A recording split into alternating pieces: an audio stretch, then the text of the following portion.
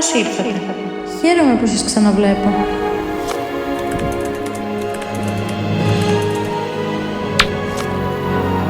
Έτοιμοι να συνεχίσουμε την περιπέτεια?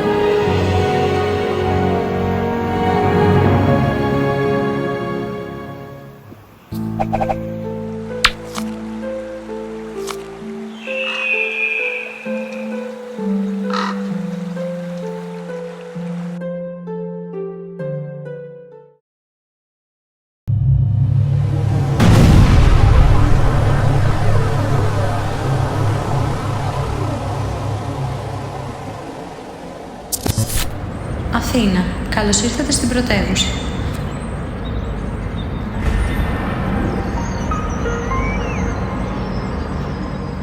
Ce matin, on se réveille dans la mythique ville d'Athènes, soit la capitale de la Grèce. À littéralement 400 mètres de là où on a dormi cette nuit, se trouve l'acropole d'Athènes. Et je suis bien décidé à aller filmer quelques images. 5 minutes de marche à peine, et je suis déjà au pied de l'acropole. J'ai rapidement réussi à trouver un petit spot pour me caler sur le côté. Je vais pouvoir faire décoller le drone tranquillement, à l'abri des regards, et te montrer à quoi ressemble concrètement l'acropole d'Athènes. Commençons par poser les bases.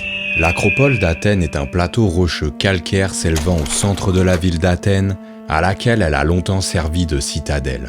La colline sur laquelle se trouve l'acropole d'Athènes s'élève à 156 mètres de haut. Il faut savoir qu'initialement, le plateau a d'abord été utilisé comme habitat, puis comme forteresse, avant de devenir, au cours de l'époque archaïque puis de l'époque classique, un grand sanctuaire principalement consacré au culte d'Athéna, comprenant plusieurs temples. Parmi ces temples, nous allons nous concentrer sur le Parthénon.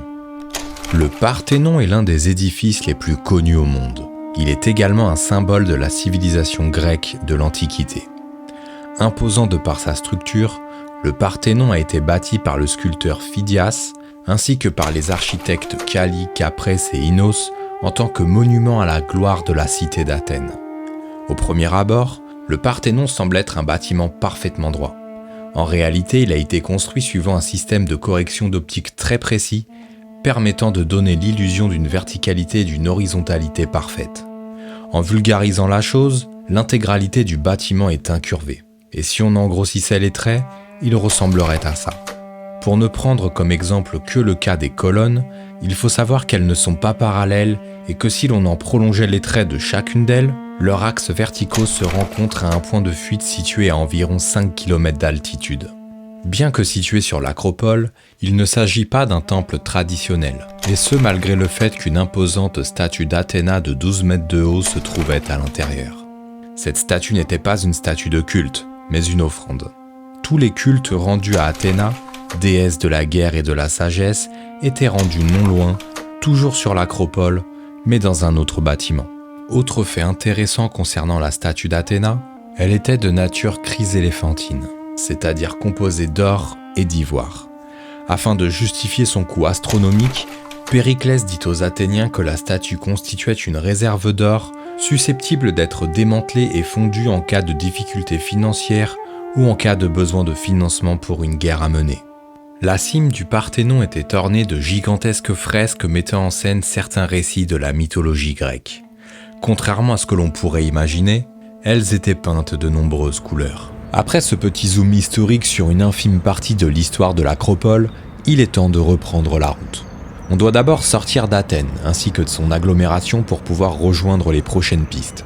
Mais avant, petit arrêt en station-service histoire de faire les pleins, checker les motos et de manger quelque chose. Une fois arrivé à la station-service, on va également en profiter pour checker les motos, nettoyer et graisser les chaînes, faire la pression des pneus et manger quelque chose. Il vient lever la mienne, musclor. Je vais finir dans le coffre de la Modus. Son duke, il est presque stylé. C'est Emmerich. Il est tellement tuning qu'il est... Arrête de dire des trucs bizarres. Il y a Emmerich. Il est presque stylé. Emmerich. Mais tu sais, ça fait genre... Emmerich était un fier pêcheur. Tu connais pas cette musique de merde? De je ne sais quel pays, il naviguait sur toutes les mers en buvant de l'eau de vie. Και μόλις πετύχαμε το στόχο μας. On est de retour sur l'autoroute et Athènes est derrière nous. On met maintenant le cap vers le nord. L'objectif de cette journée est d'atteindre Delphes, une autre ville mythique de la Grèce, qui est également chargée d'histoire ainsi que de sites archéologiques. Mais chaque chose en son temps. Le soleil disparaît peu à peu dans les nuages, ce qui permet de faire descendre la température, et ça c'est une bonne chose. Évidemment, je ne l'ai pas encore précisé, mais depuis notre départ, nous étions une fois de plus sous un soleil de plomb et sous de fortes chaleurs. Personnellement, je commence à me sentir mieux, du moins c'est l'impression que j'ai. Dormir dans un lit chaque soir aide énormément, on va pas se mentir. Concernant Nico, c'est une autre histoire, il n'est toujours pas bien. Il est pas mal tendu depuis hier et en discutant avec lui, il m'a avoué être tellement mal qu'il était à 2 doigts d'abandonner et d'amorcer un retour vers Paris. Heureusement, la nuit porte conseil. Et il est toujours parmi nous. On va avancer sur la trace à notre rythme, sans pression. Let's go!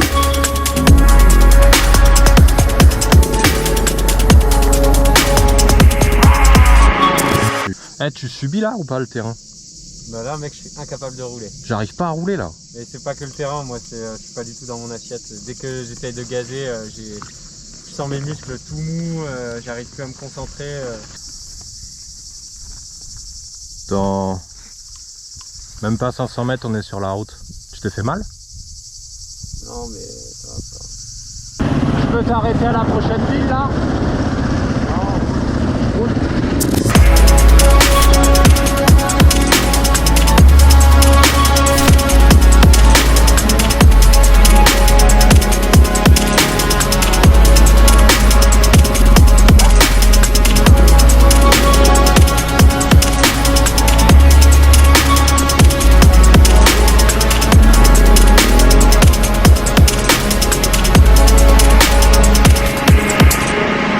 On enchaîne les kilomètres sans pour autant prendre le temps de réellement s'arrêter. On ne discute pas entre nous, on n'est pas fâchés, mais on est tous un peu dans un mood bizarre et on a besoin de se retrouver avec nous-mêmes. Le simple fait d'avaler des kilomètres, voir le paysage défiler et de commencer à avoir de nouvelles sections off-road où l'on peut mettre un peu plus de gaz, ça nous permet de reprendre une certaine confiance en nous ainsi qu'en nos capacités et la bonne humeur va revenir naturellement.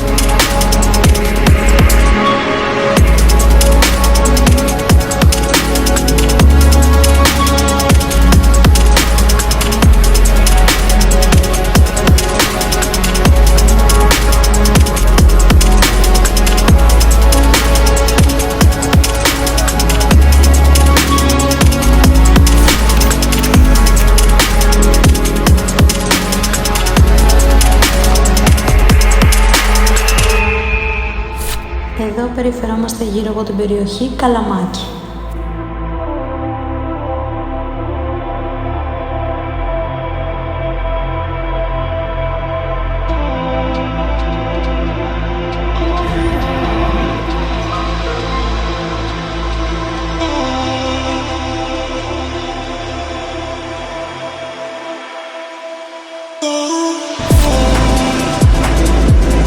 Après avoir atteint un des bords de côte de la Grèce, on réattaque par une piste à travers champs d'oliviers. On va essayer de remonter un peu plus au nord, toujours en direction de la ville de Delphes. Let's go.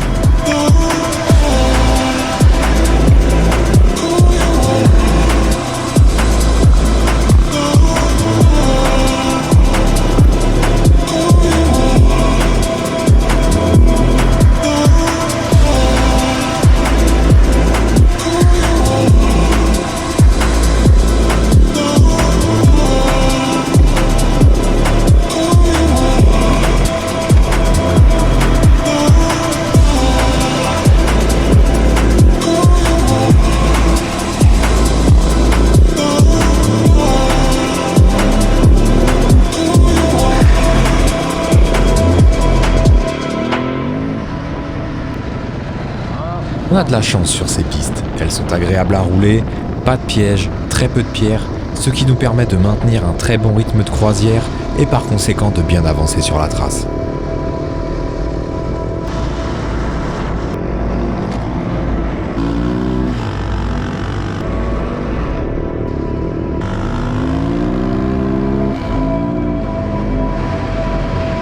On est censé récupérer les pistes un peu plus loin dans les montagnes qui se trouvent en face de nous. Je pensais que pour y aller on allait devoir prendre une route, mais il s'avère que l'on doit longer un espèce de petit canyon bordé par 2 pistes off-road où clairement c'est gaz en grand et toujours tout droit.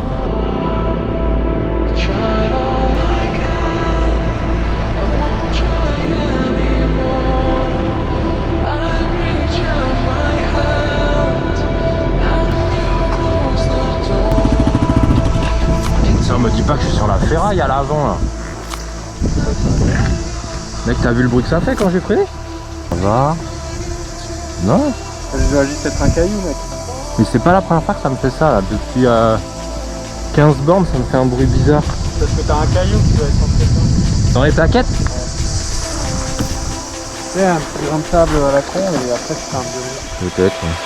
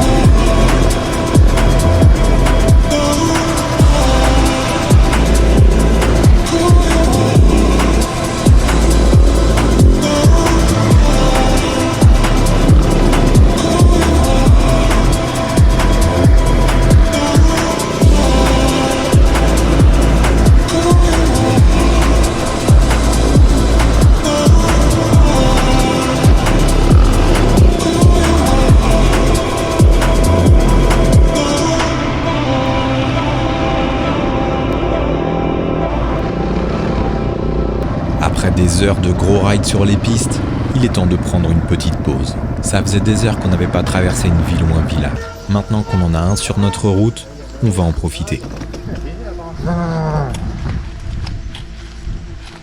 Eh mais j'ai une chatte, mais c'est un truc de ouf hein. Mec, sa coche ouverte depuis que j'ai changé de batterie là. J'ai rien perdu. Et on a fait des petites enculées en fait.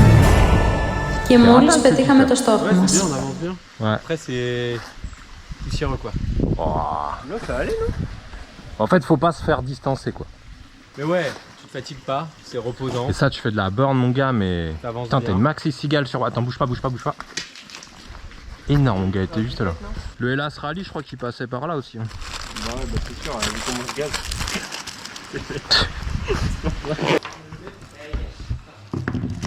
Tu m'as vu mon petit crosset dans les graviers entre champs là? À un moment Mec, moi je vous avoue, je vous regarde pas, je suis concentré. Hein. ouais. Parce qu'à tout moment, tu peux exploser là. Ouais, bah t'as fait deux tout droits. Ouais, j'ai fait des tout droits, mais à un moment donné, en fait, tu sais, on faisait que des petits 90, Ouais. genre on faisait 10 mètres, 90 mètres, et je m'attendais pas. Et au bout d'un moment, j'arrive, je freine, et je me léchais l'avant, mais genre rien.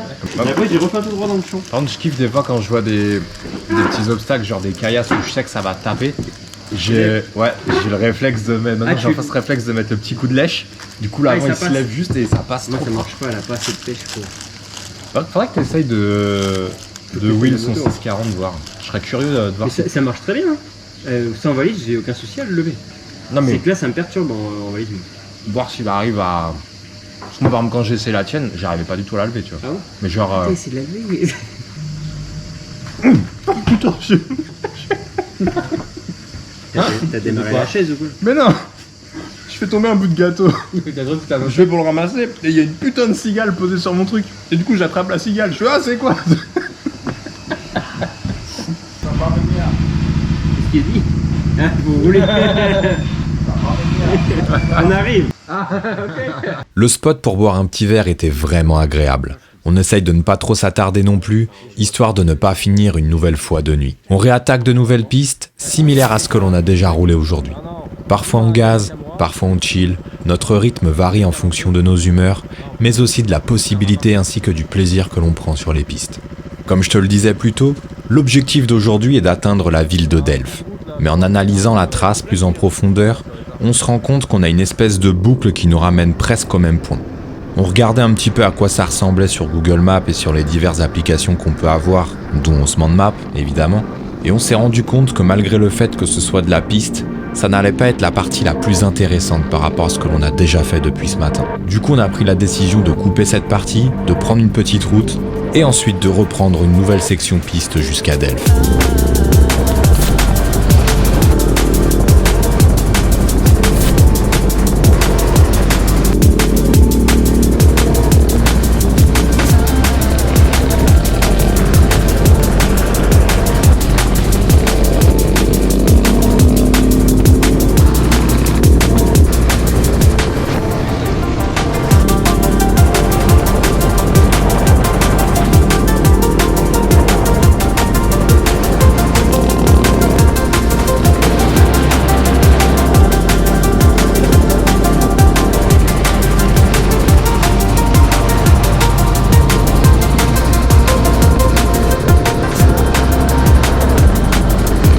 Ça faisait un moment qu'on n'avait pas refait un petit peu de route comme ça. Et je t'avoue que même si c'est plus le domaine de prédilection de nos voyages, parfois, un petit peu de route comme ça fait quand même vachement plaisir. C'est d'ailleurs l'une des rares fois où nous tombons sur un bitume qui est parfait pour pouvoir rouler à moto en Grèce. C'est vrai que généralement, les routes qu'on a prises jusqu'ici, c'est des routes qui étaient vachement glissantes. Mais c'est connu en Grèce de toute façon. C'est pas quelque chose de nouveau et c'est pas quelque chose que l'on découvre sur le tas. C'est d'ailleurs pour ça que les gens qui partent en trip sur route en Grèce font très attention à ce genre de détails. Parce qu'on peut vraiment se coller une sale boîte en moto sur la route juste à cause du bitume. Il faut se méfier. Allez, trêve de bavardage, on attaque la dernière section off-road de la journée.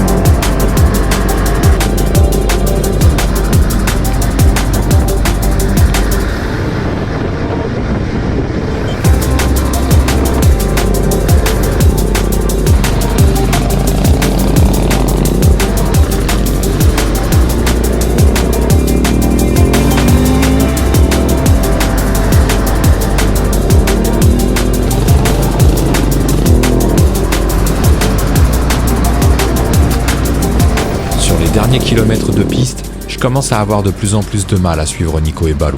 Pourtant, je me sentais super bien sur la moto et je comprenais pas du tout pourquoi est-ce que je galérais autant. Dans certaines courbes, je commençais à perdre en adhérence alors que le terrain était hyper lisse et propice à ce que ce soit le contraire. Mais à un moment donné, en remettant légèrement les gaz, je perds complètement l'arrière et l'avant se met également à décrocher. En un rien de temps, je me retrouve complètement à l'envers sur la piste, mais toujours sur mes deux pattes. Alors, je l'ai pas en vidéo, mais gros dérapage 180 roue avant, tout ça c'est ma roue avant. Comment j'ai fait pour pas tomber quoi? Wow! Ah, je suis choqué! J'ai rien compris. Je ne sais même pas comment j'ai fait pour sauver un truc pareil. Je finis les quelques kilomètres restants pour rejoindre Balou et Nico et je me rends compte que j'ai mon pneu arrière de crevé. Voilà pourquoi j'avais plus aucune adhérence quand je commençais à remettre gaz. Le fond de jante.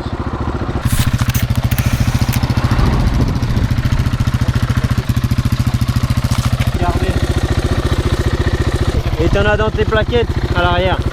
Dans mes plaquettes quoi. Plaquettes chaussettes, il y en a dedans. Une fois de plus, on va essayer de se trouver un garage. Dans la quasi-totalité des stations BP en Grèce, tu peux y trouver un vrai garage bien équipé. Et tu vas voir qu'une fois de plus, on est extrêmement bien tombé.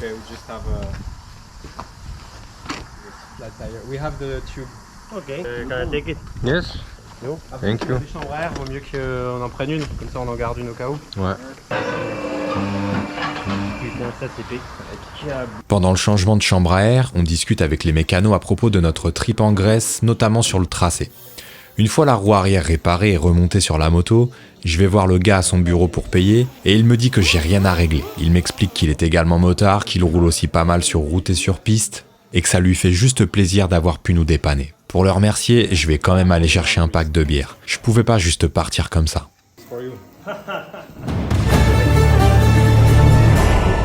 Και μόλις πετύχαμε το στόχο μας. Ok, mais en tant que On check la carte sur Osmand et on cherche un spot pour dormir ce soir. On fait les pleins d'essence et on fonce en direction de Delphes. je passe devant un bar, je remets un peu de gaz parce qu'elle venait de caler juste avant, elle m'avait saoulé, je remets un peu de gaz, éclaté par terre, les man qui arrivent, ouais, quoi. Je dis, t'inquiète, j'avais une de ces pizzas. C'est comme une fois, à Leclerc, je mets de l'essence, j'arrive à la station, je coupe le contact, je vais pour descendre, j'oublie de mettre la béquille,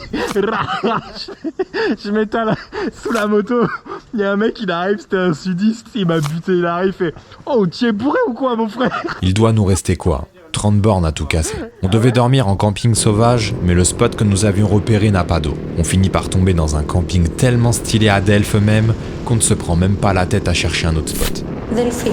Καλώς ήρθατε στους Δελφούς. Direction le camping, on installe les tentes et on s'envoie un petit resto le soir qui fait grave plaisir. Και μόλις πετύχαμε το στόχο μας. Les proprios du camping nous ont annoncé qu'il allait pleuvoir cette nuit. De forts orages sont annoncés. Ils nous placent donc dans un spot un peu plus stratégique qui devrait nous empêcher de prendre l'eau cette nuit. Personnellement, j'adore les orages. Et il n'y a aucune ironie dans ce que je dis là. Et j'espère donc qu'il va y en avoir et qu'il va y avoir de grosses détonations. C'est un peu un genre d'ASMR pour moi.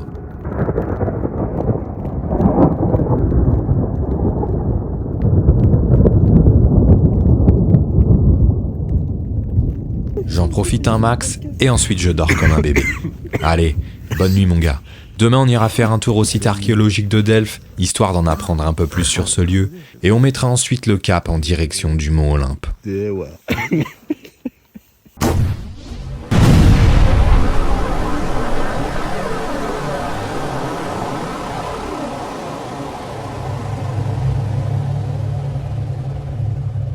Τα λέμε σύντομα.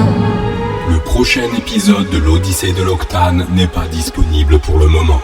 Merci de revenir plus tard. En attendant, je t'invite à venir nous rejoindre sur Instagram et à passer sur la boutique. Tu pourras y retrouver la nouvelle collection de textiles Black Market, l'intégralité de nos itinéraires de voyage, mais aussi tout un tas d'autres accessoires. Pour te procurer ce dont tu as besoin, une seule adresse: store.blackmarket.fr. Easy.